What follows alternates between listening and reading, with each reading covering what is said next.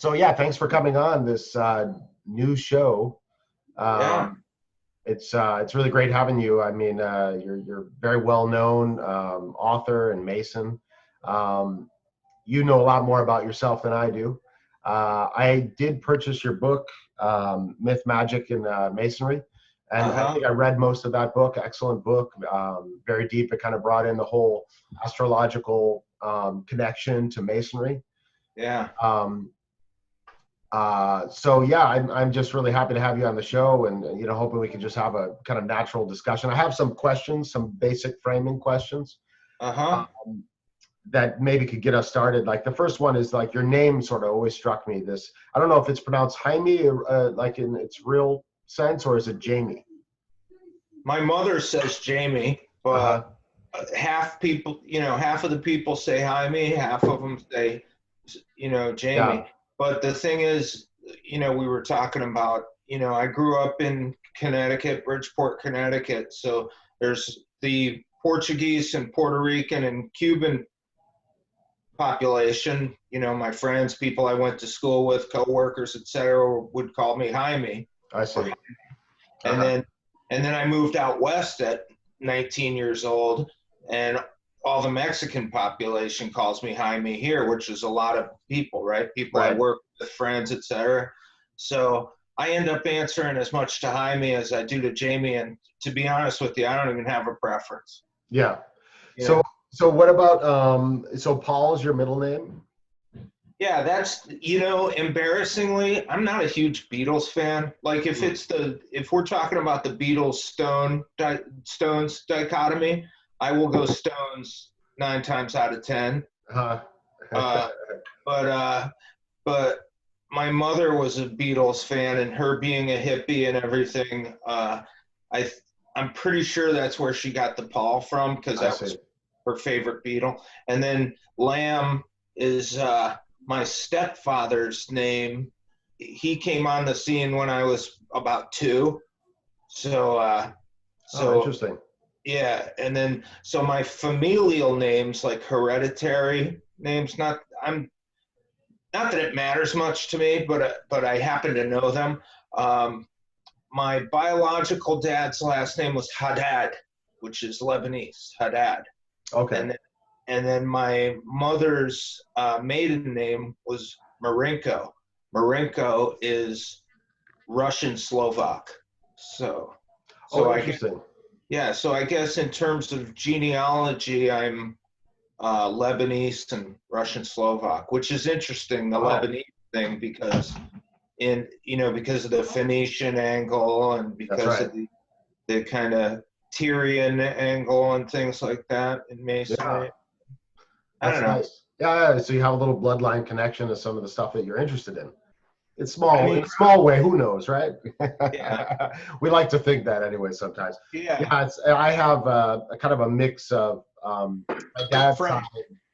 Well, yeah, my dad's side. Well, obviously the French last name, but I actually have more English and Scottish on my dad's side. Well, actually, no, not on my dad's side. Sorry, my dad's side is the French, but on my mom's side, I have English and Scottish from my mom's dad's side, and German.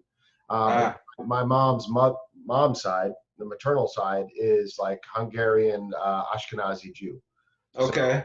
um, so that's as close as I get to the Phoenician connection. That's where we connect. Yeah, I like it. Yeah. So, let's see.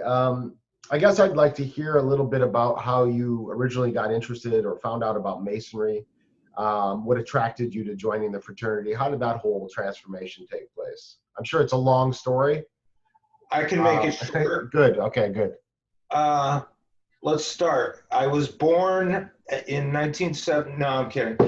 Um, so No, but actually, when I was a kid, I remember seeing emblems and things, square and compasses or Shriner stuff. I have a particular memory of seeing this Shriner car emblem and thinking, I didn't know anything. And I was thinking to myself, is that some sort of religious thing, or is this kind of an ethnic thing? I had no idea, like, just, I don't know, just a funny little snippet that stuck out for some reason. Not that I was particularly interested or anything, but I remember thinking that. And that was about all I knew about Freemasonry for the majority, of my growing up, so that is to say zero, nothing. Right. And then I was going through this period of transition. It was in my 30s. I'm almost 50 now. Another half a year. I'm 48. Yeah, 49. Yeah. This January 2021, and it'll be 50. But so yeah, in my 30s, I was kind of the end of my 30s. It was just some transitioning, some things going on in my life, just like a real vacuum of meaning at that particular time, and I was well read at the time. I don't feel like I was exactly dumb, but just, lacking meaning, lacking depth, lacking some an unmediated kind of apprehension of real life. I felt like there was just things in the way, and it was, I just wasn't getting the full picture. And it was during that time that a friend of mine, as happens to so many of us, turned me on to Manly P. Hall's Secret Teachings of All Ages. Now, let me do a little disclaimer. I'm not, this was years ago, and since then, he's not my go-to source anymore, but it was a great introduction to Western esoterica, I think, and it took me about a year to read the book because there was a lot of studying off to the side here and there. But before I was halfway through with it, I had petitioned my local lodge in Connecticut. This was Norwalk. Okay. I see. Norwalk, Connecticut. I see. Interesting. So yeah. So what is it about Manly Hall that makes him not your go-to guy anymore? Was there something that that you discovered in some of his writings that you felt was an error or wasn't so accurate? There's a discrepancy in his Hebrew alphabet to the tarot attributions. So I got the Augustus Knapp and Hall tarot deck at the PRS in Los Feliz. Okay. And the attributions are all screwed up. Maybe they're like the Levy attributions, the ones that were where you put the Fool in, in between Judgment and the World. You put the unnumbered card between there, and that screws up, so your Aleph starts at Magician.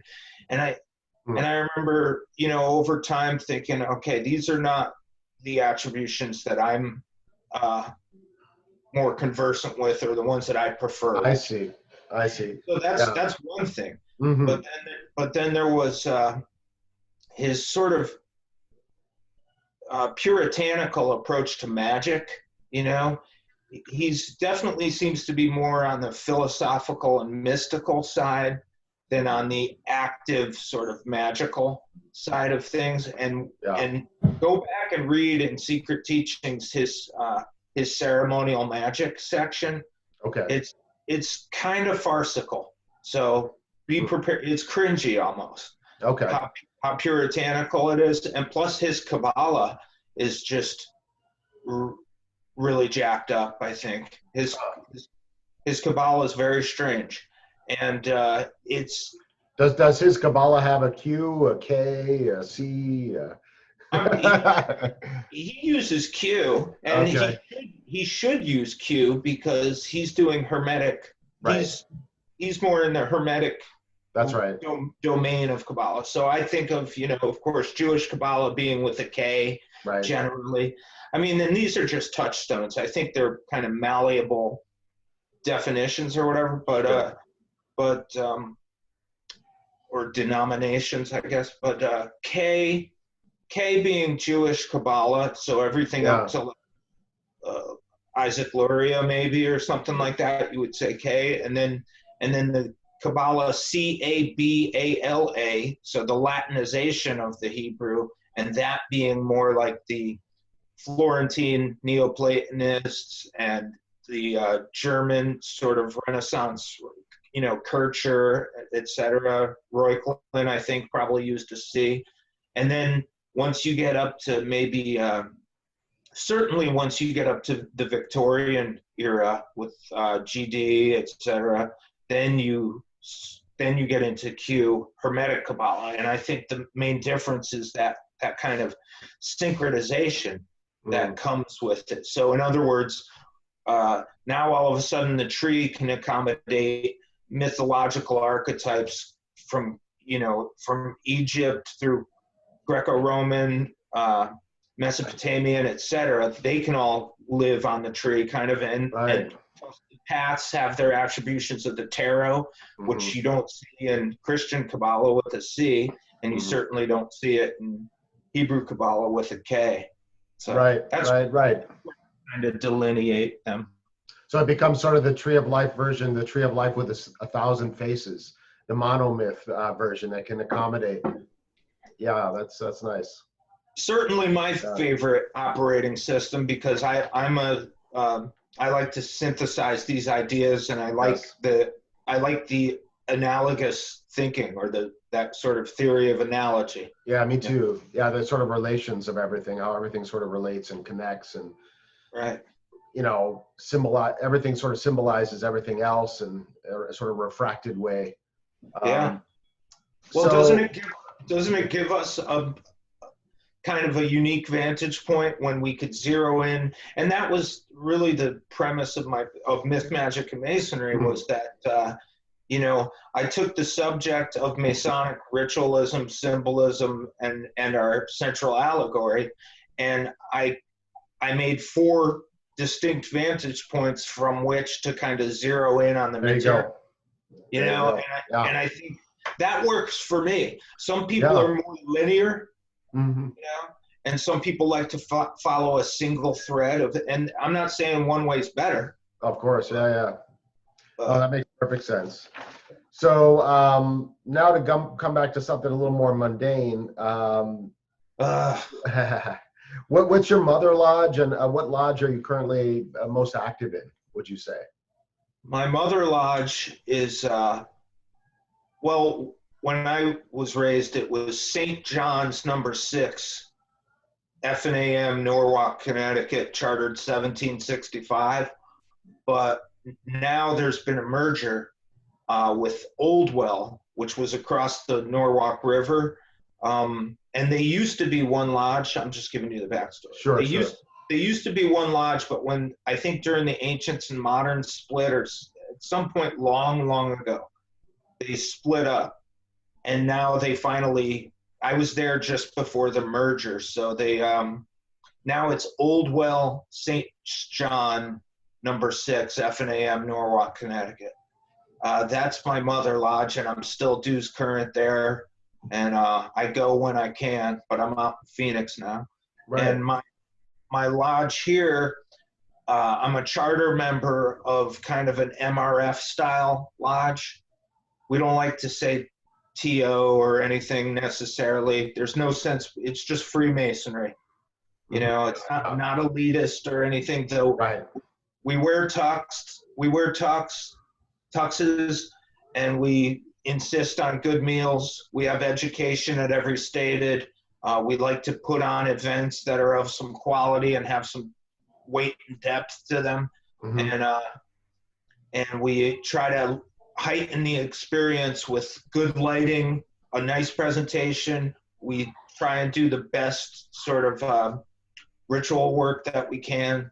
So we're very interested in fostering that sort of thing and that's great. And improving the experience. So that's Ascension Lodge number 89 in Phoenix, Arizona. Excellent. Is there any appendant body that you consider yourself to be more active in? Well, I don't want to say that you prefer, but one that you focus more on. No, I definitely have a preference. Okay. So I did York Rite all the way through each chapter, Council of Consistory. I did all 3 of those. I did Northern Masonic jurisdiction, Scottish Rite. I did Southern jurisdiction, Oh. Scottish Rite, in Pasadena when we lived in LA. And then I withdrew from both of them. And then I joined, or I was invited to join the SRICF Arizona College. So that's the Societas Rosicruciana Incivitadibus Federatis, or Societas Rosicruciana, or Masonic Rosicrucian Society. Mm-hmm. So I got into, I was invited to that about 4 or 5 years ago, and is that the one that's a Christian Rosicrucian order? You have to be a Christian to join that. Yeah, it's something. I forget the exact wording, right? But if you want to touch on that for a second, I think it's pretty important. Okay. So Rosicrucianism. I mean, if you kind of look into the Fama, the Confessio, and the Chemical Wedding and things around, it's already pretty synthesized, it's already pretty syncretized in that, they're bringing in a lot of alchemical ideas, a lot of mythological or pagan ideas. I mean, when you're bringing in classical mythology like that, like in the Chemical Wedding, and you're paganizing that sort of Christian attitude, plus there are invocations in the Chemical Wedding where they, and there are alchemical operations. So if that's what I would say the flavor of Christianity maybe is, from my perspective. I see. In Rosicrucianism, in that it is wide enough to be archetypal and to accommodate some paganisms. Right. I don't think that's too much to ask. So I know you're conversant with Kabbalah. I view it more as like a Tiferethic kind of Christianity, where it's more inhabiting that sphere than it is necessarily such a metastasized version of Jesus or whatever, Jesus Christ. This is right. I got it. Yeah. No, that's excellent. Let's see. But I'm only speaking for. That's not the view of the college. That's not the view of. That's your view. That's your perspective. That's how you engage it. So I want to talk a little bit about the Eleusinian Mysteries, and particularly the myth of Persephone and Demeter. And I was lucky to have gone to the Singleton Lodge in DC for your last presentation. I think that was the second time I saw you. I saw you at the Esotericon, the first one that happened. I was there. And then I was at Singleton Lodge. I didn't have a chance to come up with you because you were kind of talking with some other people. I didn't want to hey, I'm Jeremy. I don't want to, I'm not that kind of person. Well, you should do that next time. Well, yeah, next time for sure. Now I know you. So I'm particularly interested in these myths and how they sort of repeat themes. It reminds me of Joseph Campbell, like I mentioned earlier, in the Hero of a Thousand Faces, and the idea of the monomyth, that there's sort of one story that keeps being retold in different forms. And you can choose the myth you like, whether it's Prometheus or whether it's the Gnostic Sophia, or whether it's the Persephone and Demeter. But they all contain somehow similar elements, and I think a lot of them reference the fall and that cycle of rebirth and the journey of the soul in the underworld. In a Kabbalistic sense, you can think of the supernal era. What is it called? Triad? No, Zeron Pin. Oh, Zeron, yeah. Sphirot above Malkut. Mm-hmm. I think a lot of it is that bringing that connection from the underworld back to the above in heaven.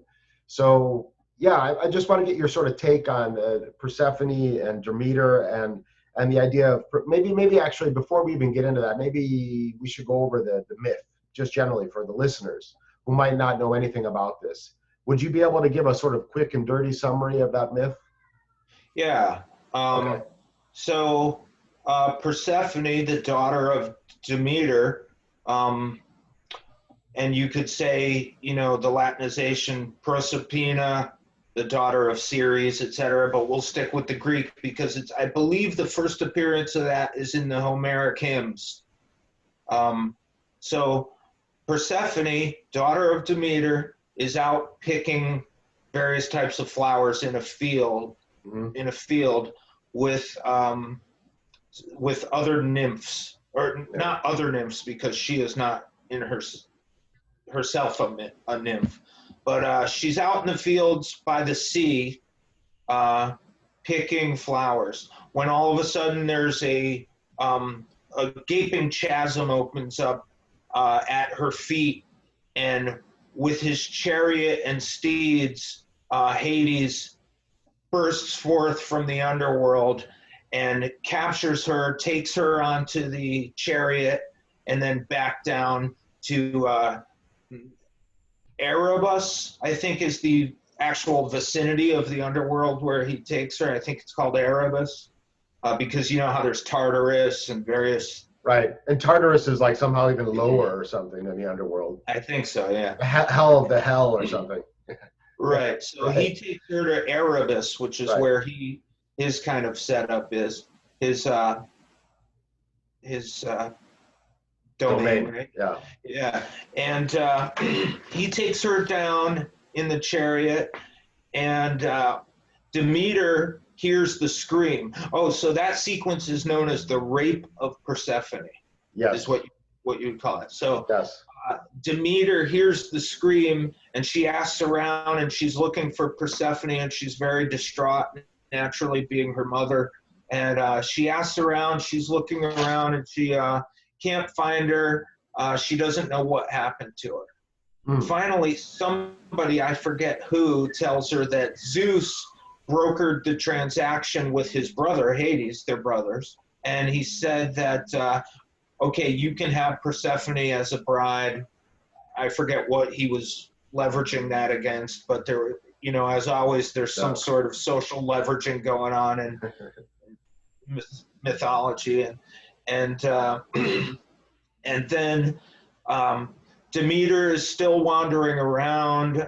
There's a sort of a sidebar sequence where she's sort of she procures employment with some family where she's looking after their son, and she is making him immortal, and she puts him in these fires at night as a firebrand, which is somehow trying him in the crucible, so to speak. And so there is that sort of another kind of alchemical sidebar in the myth.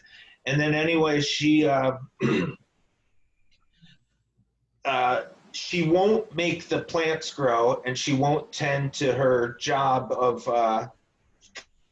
because she is the one being the goddess of the grain. Right, and isn't that somehow related to her depression over the loss of Persephone, so that plants don't grow anymore?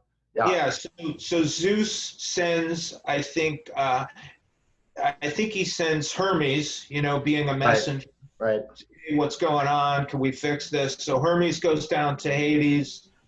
He talks him into giving up Persephone. On her way up, she eats sometimes 1, sometimes 6, depending on the version of the myth, pomegranate seeds, which are the fruit of the underworld.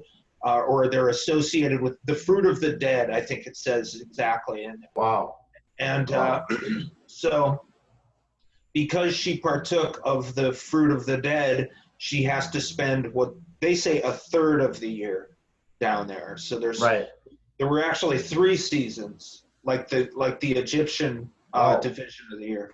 Yeah, so she spent a third of the year there, and then 2 seasons on the surface with her mother. And then they were Oh, and one other little sequence near the end there. There's also this strange part where Hecate, Hecate, kind of a lunar crone goddess. Right.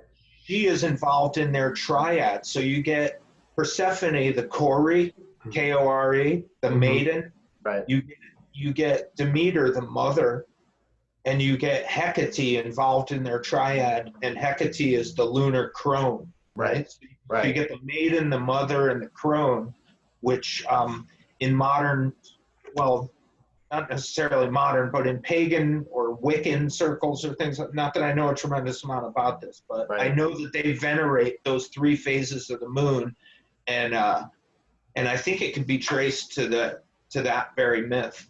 That's fascinating. I mean, and the thing about the Eleusinian Mysteries is we know so little about them. I mean, maybe one of the only things we have really that I'm aware of is this myth. Without an explanation of what it means symbolically. So we're left to try to come up with that on our own. Is that correct, would you say? Yeah, I think they did a very good job of concealing their mysteries around that time. In fact, I think, was it Euripides, it might have been, who came close to revealing them in a certain play. And was it in Medea, maybe? Mm-hmm. He came close. He was a tragedian, one of the big 3, and along with Sophocles, Aeschylus, and then it was Euripides. I think that's the order they went in. Okay. But I'm pretty sure it was Euripides who came close to revealing some of the mysteries. And in fact, the Misties were ready to lynch him right there. They like stormed the stage. They were looking for him. It was a big to-do. But anyway, so yeah, because of that secrecy, we don't know a lot about what went down. So it's right. So there's lots of different vantage points and a lot of different interpretations. Right. It's as if the myth of Hiram Abiff is all we had, and there was no source of explanation. We're just left with this story, and that's all we know, say, about Freemasonry. Well, we kind of are, though, right? I mean, well, kind of, yeah. But at least we have brothers we can talk to about it, and some have been involved with the society a little longer, might have some insights to share with us. True. And it's funny to bring up those two, because I think both of them have a chthonic descent sequence. I mean, they have a very, they have, of course, a seasonal cycle you could associate with them. They have Hermes, the psychopomp, the guide into the underworld. There are certain sequences that are very, it's the death and resurrection cycle, whether it's agricultural, having to do with the grain, whether it's sort of Dionysian, having to do with the grape, whether it's a psychic sort of or psychological allegory. It could be an alchemical allegory, as in the Orphic Mysteries, how Zagreus, I believe, was torn to pieces, burnt to ashes. There are very, pretty conspicuous alchemical operations happening in that myth, for example. But you can look at it so many different ways, and still, I was thinking about the tarot at some point, vis-a-vis the Eleusinian, or let's say vis-a-vis the myth of Demeter and Persephone, and what those archetypes kind of, how they translate into tarot kind of.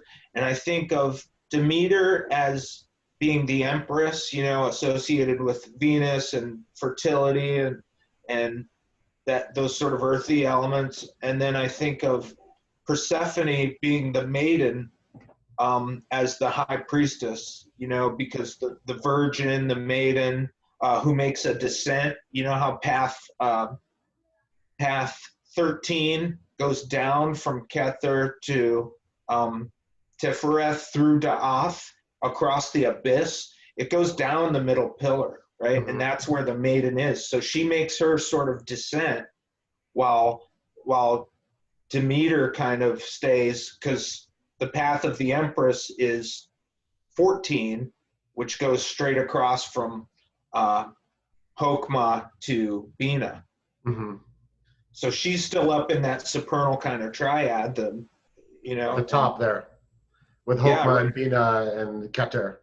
Exactly. So she's on the first horizontal path, whereas Persephone, if you choose to look at the high priestess, she's on that vertical path, and they have an axis there. They have their axes sort of bisect there.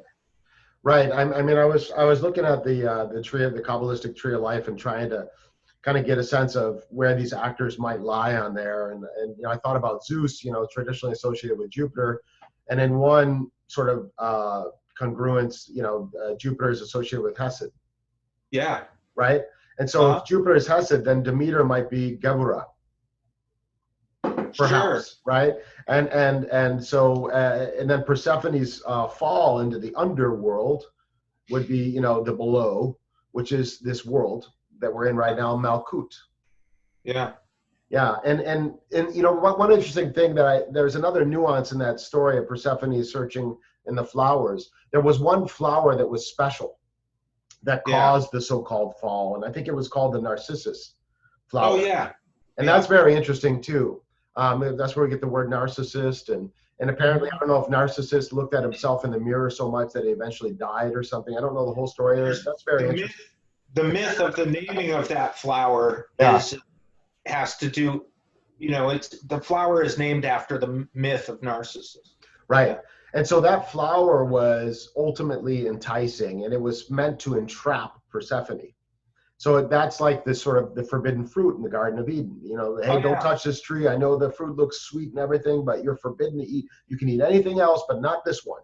And so that's that Narcissus flower right there. Yeah. And it makes me wonder about, the reason for the fall and the reason why our souls incarnate in the world and what's the sort of motivator. And sometimes I wonder if it's just somehow curiosity, fascination to know more, to understand more. To experience more, like, as much as life is suffering and we have risk in this world, if we had a choice to come back, we might still say yes, because we're just curious. We want to experience. We want to learn from being in a condition where there are a lot of unknowns. Part of us wants that. We were willing to take on that risk. Well, yeah, and speaking mythologically, I forget where this particular sequence comes from, but the gods are envious of mortals because they burn so brightly, and they are able to, they have a heroic sort of but tragic existence. The mortals do. They burn brightly, and then they must taste death, but death is denied the gods. So, interesting. So they don't get to experience these trials and tribulations and this crucible in which we are tried as mortals, and Kabbalistically, sort of the same thing. Frankly, I'm not attracted to the middle pillar path. I like the path of the serpent, where you touch both sides and you experience the breadth and scope of life and vicissitudes. How else are you going to learn unless you really check out all the Sephiroth, for example? Yeah, who was it? The one woman in government recently said that a lot of people think the eagle is the symbol of America. Ruth Bader Ginsburg? Yes, Ginsburg. She said, but actually it's not the eagle. She said it's the pendulum. And the idea is that our country will swing this way, and then it'll swing and the pendulum that way. But in the end, the idea is that we will learn from the swinging process and come to some, middle path eventually. But it's in the swinging, not by being in the middle path, that you get to the middle path. Exactly, and that's that serpentine motion you're talking about. For sure. And aren't there sort of, you could reduce that to three things, right? You could talking about like a Hegelian dialectic. You have a synthesis, you have a thesis, an antithesis, and then you have a synthesis. So, you kind of need all three components to work out that problem. Absolutely. So there are some other elements in this Demeter Persephone myth I wanted to note, besides that flower, which could be seen as the fall, or the spawning of the fall. Yeah, I like that. Yeah, and then also the pomegranate, which because of its abundance of seeds has often been seen as a symbol of fertility, abundance, regeneration, rebirth, procreation. And so I think of when Hades gave her that pomegranate, she ate a seed, and that sort of guaranteed her to return. as she's now tasted of that world, and also is obligated to return because she's not finished with her soul's project. You know what I mean? It's like you've now taken that pill. Now you have that obligation to come back. But it also connects to the 600, the idea of the 613 mitzvot or commandments in Judaism. And some of the traditional Jews say that the pomegranate has 613 seeds, which is exactly the number of mitzvot or commandments in the Old Testament. I mean, who knows if that's exactly an accurate number? People say it doesn't matter. Doesn't matter, but it is kind of somewhere around 613. I've read some stuff, but it's never necessarily exactly that. But is that a Fibonacci number? Just as an aside, did you look that up? I did not, but it results in gematria to 10, 613. Oh yeah, when you reduce it, right? Yeah, so it's some idea of completion maybe there. And it fits, with 10 being the sphere of Malkuth, it kind of fits with your. I like that. Yeah. Down into the world, into Asiya, right? Yes, exactly. And so it's almost like you've taken this obligation, through eating of the pomegranate, to complete all of the mitzvahs and the commandments, and to go through the entire soul's journey and the process of bettering yourself, which might take multiple reincarnations. And that idea of multiplicity is also inherent in the pomegranate symbol. So that's sort of the guarantee you'll be back. And it's interesting that you broke it up into thirds, 2/3 being in the sort of supernal realm, the heavenly realm, back with Demeter, and a third coming back into this world. Because it makes me think you almost need a little more rest after being here. Yeah. No, I like that interpretation, and that's the beauty. I think that's the beauty of myth, is that and the beauty of, let's say, our central allegory as Freemasons, what we're familiar with, right? That they're subject to, like, let's say, an entheogenic interpretation, which has been applied to the Eleusinian Mysteries, regarding ergot, for example, right? And the grain and it producing ergot, and there being perhaps an LSA, I believe was the substance. Psychedelic of some kind, right? Yeah, and that you drank the kykeon. Have you ever read about the kykeon in relation to the Eleusinian Mysteries? I think I have heard that reference. Yeah, that there may have been a psychedelic type substance or a drink. Yes. There was definitely a kykeon, and we don't know what it is. So it could have contained some sort of ergot-based hallucinogen. Who knows, right? Like soma. Or hayoma, or all of that. Right. Exactly. So, and same thing, look at, within the last few years, P.D. Newman's thesis about our allegory and acacia containing dimethyltryptamine. Yeah. So there's the entheogenic interpretation of both of those. There's, of course, the Joseph Campbell meets Carl Jung kind of psychoanalytical interpretation. There's the alchemical interpretation, where we, like Timothy Hogan did years ago with the Hieramic legend. He kind of chopped that up as it might look like as an alchemical operation. There's the Kabbalistic one, which we just did. Pick your level, right? Pick whatever lens you want to use. For sure. And then there's the agricultural, which seems to, and you could just as easily graft an agricultural interpretation on the Hieramic legend, because there's a chthonic descent. It's seasonal, right? Even the 3 months that kill the sun, this is an oldie.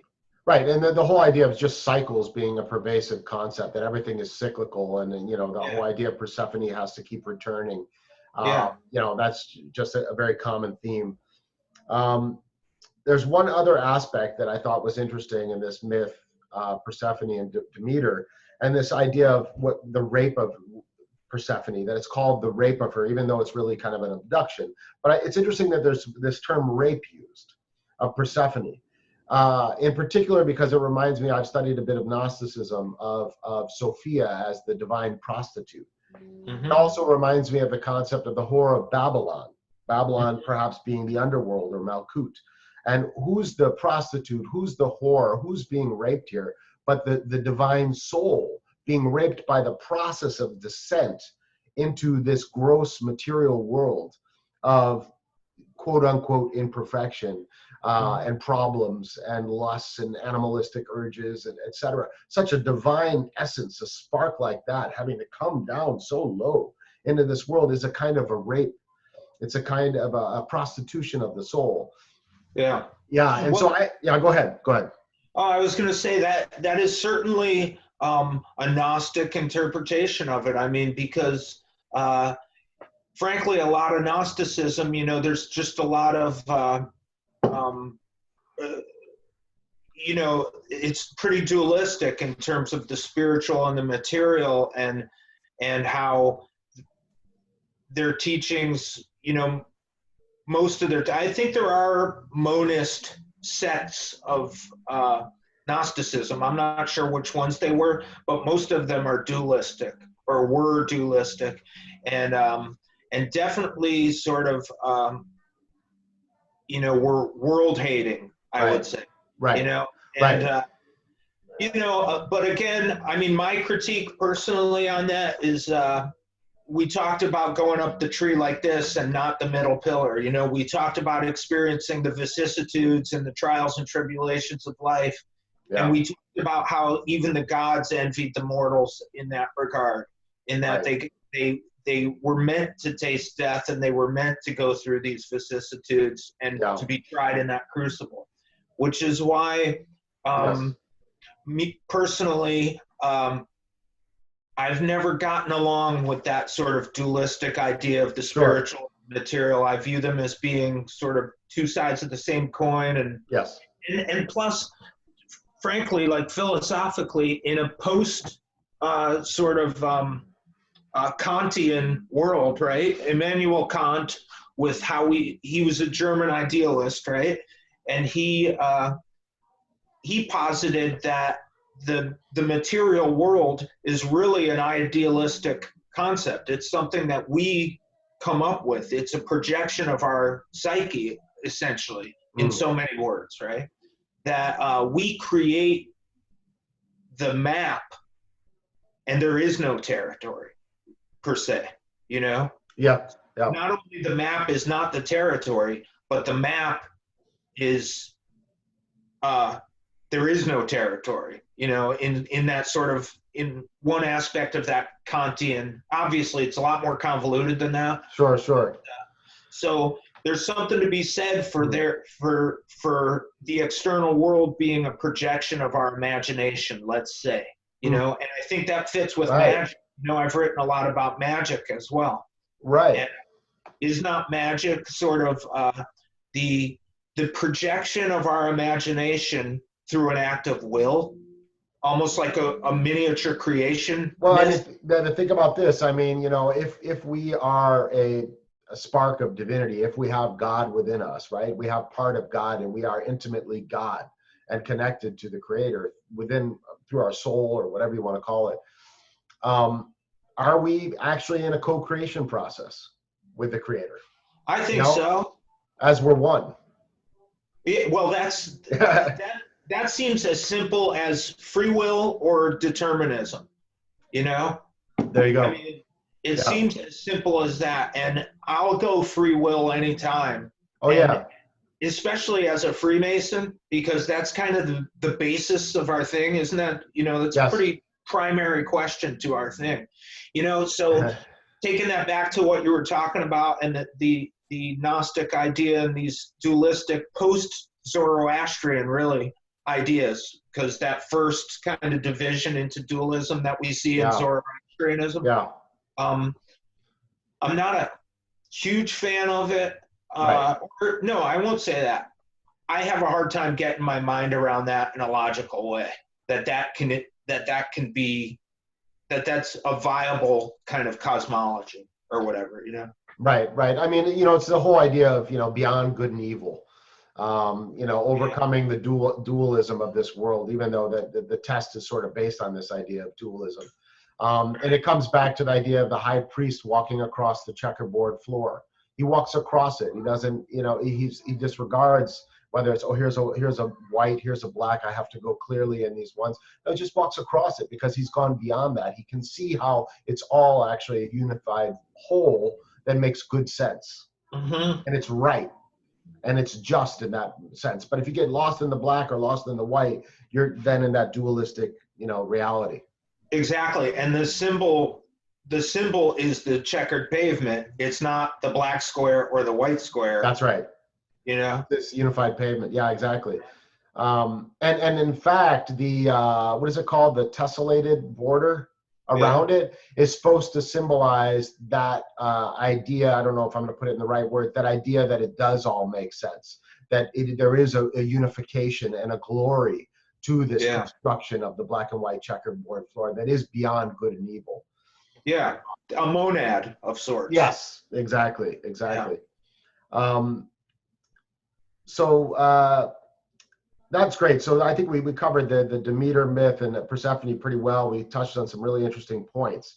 Now I'd like to get back to a different topic that I thought I'd talk to you about. Your book. Have you written just one book, by the way? Because I looked on Amazon, I saw one. There's the one book that came out in August of 2018. That's Myth, Magic, and Masonry. I finished another manuscript about 2 months ago maybe. Wow. And that's off to the publisher already. So that's cool, man. That'll be out in on June 24th, 2020. Okay. So this, just a couple of months from now, that'll be out. That one's called Approaching the Middle Chamber. And then the subtitle is The 7 Liberal Arts in Freemasonry and the Western Esoteric Tradition. So, wow. Yeah. So it's, so basically I go front to back through the second degree lecture, the Fellowcraft lecture, the Middle Chamber lecture, etc. I go from the beginning to the end and minutely kind of deconstruct it with sort of a historical context, with definitely a perspective from each of the from various esoteric vantage points. Or I'm interested in occult philosophy and the Hermetic arts, basically, right? So, So I definitely take a look at each of these subjects, from the operative speculative denominations, the pillars, the 3 steps, 5 steps, 7 steps, the middle chamber itself, the G, just the entirety of the thing. I minutely kind of deconstructed. It's got. Wow. I haven't seen it formatted yet, but it's got to be like a 400-page book. It's going to be pretty. So without giving away all the amazing insights that you probably have shared in that book, can you think of something that you learned that struck you in the process of writing this new book? Something new that you were really happy about, that you're proud of, a kind of, not a discovery that you made, maybe it is a discovery or a connection you made for yourself at least, that you thought was very profound and you were happy you could articulate that in the book. Yeah, there was a lot of, I really got a handle on my idea of space and time. One thing that I really wanted to, and I said years ago, I remember being in my 20s, for some reason I thought to myself, it was a very clear thought at the time. I was like, someday I want to be able to at least have a working knowledge of what time and space kind of mean. Are they the same? Because of course, you hear things about general relativity or special relativity. You hear things about Minkowski space and these ideas, right? And then you also, having grown up with this sort of workable Newtonian mechanistic kind of worldview, right? And not really seeing beyond that. That when you drop a pen or something, it's going to go straight down towards the center of the earth, and these sort of basic physical ideas that seem to work, But I wanted to have a deeper understanding of that stuff, maybe where some of these ideas came from, how they relate to my navigating the world, and one of the one of the great kind of things that developed for me was the ideas, furthering the ideas of space and time vis-a-vis the quadrivium. So these four physical kind of sciences, right? So you basically have the tetractys there. You know, the Pythagorean tetractys. Right. 1 dot, 2 dots, 3 dots, 4 dots, 10 dots. Yeah. They make 10, and they go. You go from a point which has position but no magnitude, no dimension. Right. You go to a line, which is that dualistic thing we're talking about, the duad, the dyad, etc. And then you go to a superficies, right? 3 dots, you have a two-dimensional plane. And then you go to 4, and you have your first Platonic solid, a tetrahedron, right? Interesting. So these four, well, not a cube, but a tetrahedron. Not a cube, yeah. A hexahedron would be a cube. So you have a tetrahedron because it's 4 dots. If you take 4 points, got it. Right. Like these 3 will make a two-dimensional plane. You add 1 more point, you have a tetrahedron. It's the simplest solid you could make, and that's all from the tetrahedron, right? From the tetractys, right? Right. The tetrahedron is the pyramid shape, essentially, that people understand. Well, not a four-sided pyramid. Not a four-sided, right? So 3 at the base and 1 at the top. I got it. It's 3 equilateral triangles bound together. Got it. But here's what else is cool, apropos the quadrivium, is that arithmetic, right? You have number. That's just abstract number. Right. So this is really a conceptual sort of thing, just a theoretical kind of deal. Yeah. You have arithmetic, geometry. So that's number in space, right? That's two-dimensional, three-dimensional geometry. You have music, which is number in time. Right. And then you have astronomy, which is number in space-time. So again, you have that same sort of tetractyl kind of relationship. Pure number, number in space, number in time, number in space-time. So they're really sequential. Okay, so you talk about that a little bit in this new book. I talk about that for probably 200 pages. I mean, there's so much. Wow, that's great. There's so much to unpack there. It's so massive. It changed my worldview. You know, literally, like the studies around it and how I, collating this information from hither, thither, and taking an occult perspective on it from various different vantage points of Western esoterica, and zeroing in on this subject and bringing in, ancient Hermetica, bringing in, look at, I know you're interested in Kabbalah, look at these Sefer Yetzirah. If you notice in the Sefer Yetzirah, Yah, Yod Aleph, right? Or is it Yod Hey? Whatever, Yah, the sort of creator entity in the Sefer Yetzirah, which is sort of a Kabbalistic genesis almost, because he seals the north, he seals the south, he seals left to right, up and down. So he seals with his name the 6 directions and forms a cube. And he does this with the double letters of the Hebrew alphabet, which are planetary. So he seals these 6 directions in this cube, and then these 6 abysses, he seals them with the planets, and then in the midst of them, this is interesting, in the midst of them he puts Tav. And Tav, according to standard Hermetic correspondences per the cipher manuscripts, Tav is associated with Saturn. So he puts Saturn in the midst of this double-lettered planetary cube. He puts Saturn being time, Kronos, that ancient conflation of Saturn and Father Time. He puts time in the midst of space, but he says it's in the midst. He doesn't say it's in the center. He said space is in time. So essentially, 2,000 years ago, give or take, you get Minkowski space, something that's within the last 100 years that you think of. So you get this ancient cosmology that just happens to fit pretty nicely with a very modern new physical idea, like something that's relatively new in physics. And you get the same thing in Hermetica. Look at the Pymander in the Corpus Hermeticum, generally regarded as the first book of the Corpus Hermeticum, the Poemandres. That's right. So that's fascinating. I mean, the tub is also anciently the Tau cross, exactly, which was known to be a symbol of the craft. Ah, yeah. Yeah, and you know, according to some Rosicrucian traditions.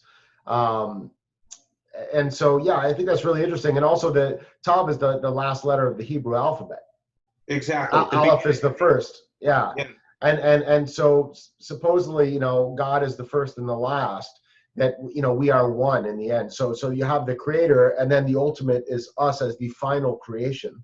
And, and Malkut, if you think about it in terms of Kabbalah, you know, again, that, you know, and it's the circumpunct, you know, we have God could be seen as the circle, and we're the point within that circle. That's in one interpretation, but, or the Atman and Brahman idea, you know, and so, you know, you could almost see also the cube as sort of material reality, or Malkut, and within that cube he puts the Tau cross, or the Tav, which is the divine spark of you know, man inside this world. So I mean, there's so many ways to think about this stuff, you know. You know what else is a good one? Look at so this book, Approaching the Middle Chamber, it's about the fellowcraft lecture, right? Right. And of course, the tools of fellowcraft are the square, the plumb, and the level, right? And they didn't. So you have the plumb, which tries perpendiculars. You have the level, which will try a horizontal, yeah. And then you have the square, which kind of is the fourth part of a circle, or a 90-degree angle, right? So you have front to back, side to side, up and down. You have front to back, side to side, up and down. So you essentially have a cube again, because you have the three Cartesian coordinates right there. You have X, Y, and Z. And when you have these three Cartesian coordinates, front to back, side to side, up and down, right, you have space again. Well, think about what a cube is. Essentially, it's right angles, horizontals, and verticals, right? Yeah. That's all it is. That's it. It's kind of like the ultimate sign. Yeah. Well, hence it being a symbol of materiality, and hence it unfolding out into a Calvary cross. Right. You know. Yeah, and then you think of the square and compass symbology, where the compass, you know, might symbolize the heavens, or the spherical realms, the circles, because it makes a circle, and then the square can make squares, perpendiculars, which could be the sort of the underworld, and so this process of becoming a master mason is in some sense, you know, the circle overcoming the square. So maybe we're born with the spark being inside the cube, but eventually the spark has to overcome the cube, in a sense, by learning the lessons of materiality. By raising the points of the compasses above the square. Yes, and in that sense, we have overcome this test of life in this cube-like world, and this mechanistic world that seems to be mechanistic, at least to us. We have to overcome it, and again, learn to walk across that checkerboard floor, where we don't get so fazed by the ups and downs of life, and we can handle a diversity of situations without, you know, going into crisis mode every time. All right. Yeah. No, I like it. I mean, there's a ton there. I mean, there is a ton there. So good, man. So I guess I'd like to know, like, where you'd recommend people buy your books.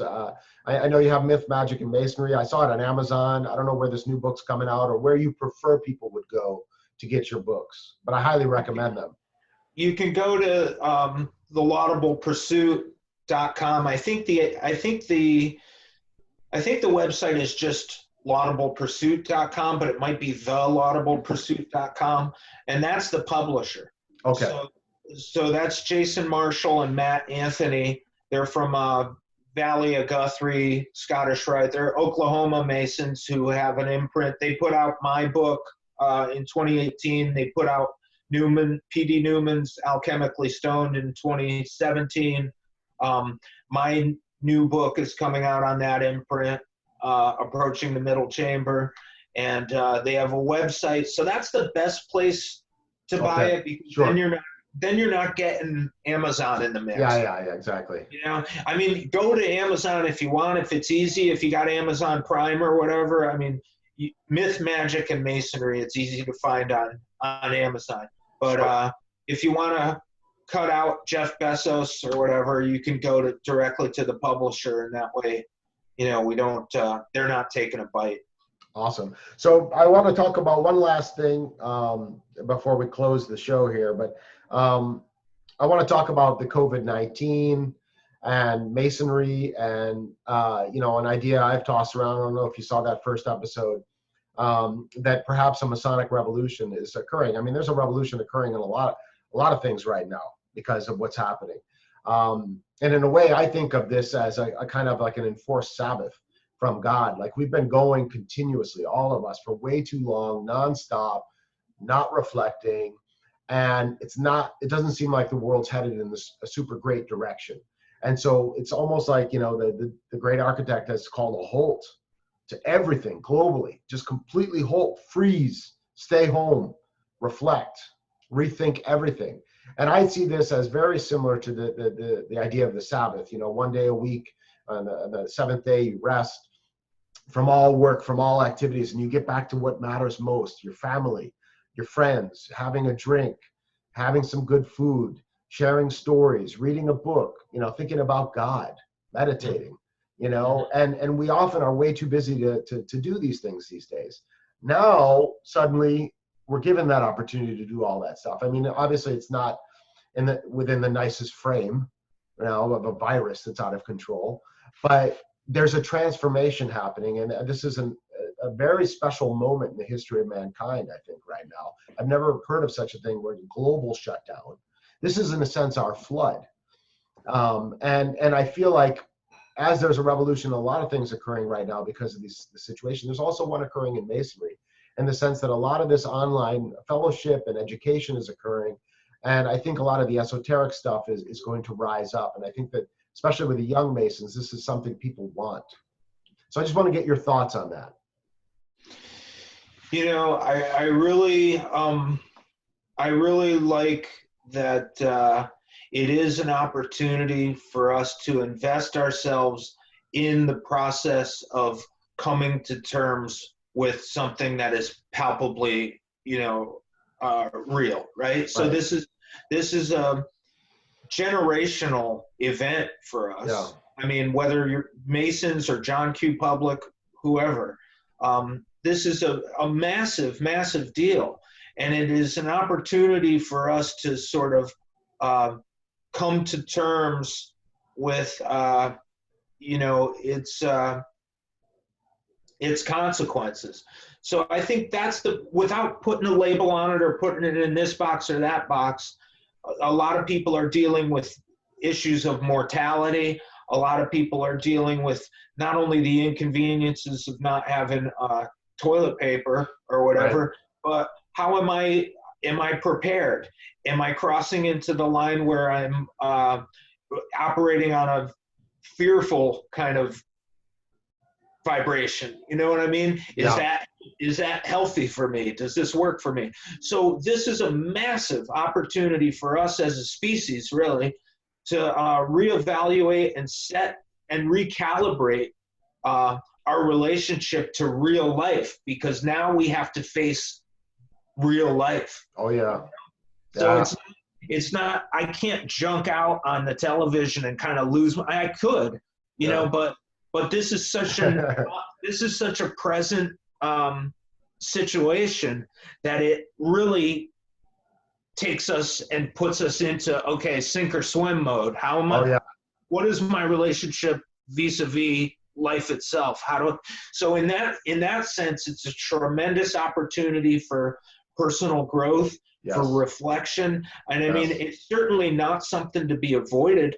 It's certainly not something to just pretend isn't happening and go about your, go about your life. Don't freak out, you know, don't impulse buy or, you know, or do whatever you want. But I'm not, you know, I'm not out to tell anybody what to do. I don't think anybody, outside of reason. I mean, wash your hands.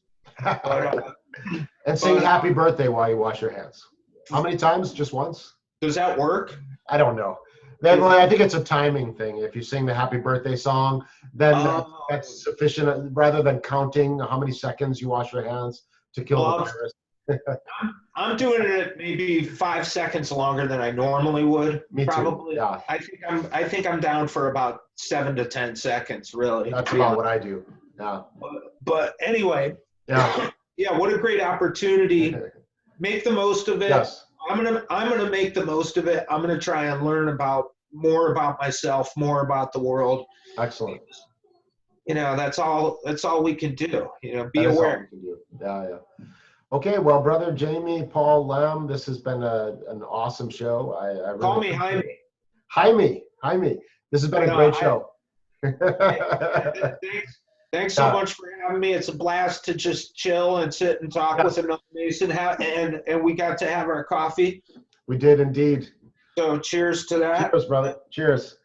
And I hope to have you on again because I think we have a lot in common. I mean, we're a similar age. Yeah. And so there's a ton to talk about. So I'd love to have you back sometime. When the new book. What's that? When the new book comes out. Oh, for sure. Yeah, definitely. And hopefully even before then. We have a few months. So yeah, we'll be in touch, bro. Sounds good. Let me know. Thanks for having me. Thank you. Cheers. All right. Later.